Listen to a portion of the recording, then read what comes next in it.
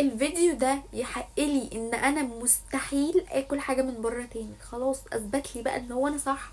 والناس كتير قوي تقول لي انتي مقفره.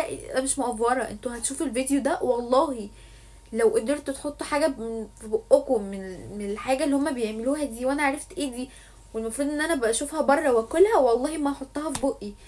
يعني هما جابوا قصب من الارض عادي، وبيصنعوه بطريقه مستفزه ومقرفه يعني دي حاجة من صنع الله، حاجة جميلة، خلقة ربنا طالعة نظيفة اللي احنا بناكلها. يعني انا باكل واحدة باكل القصب عادي، يعني القصب بيتمص عادي وكمان بيتعمل عصير، ده اخر في القصب.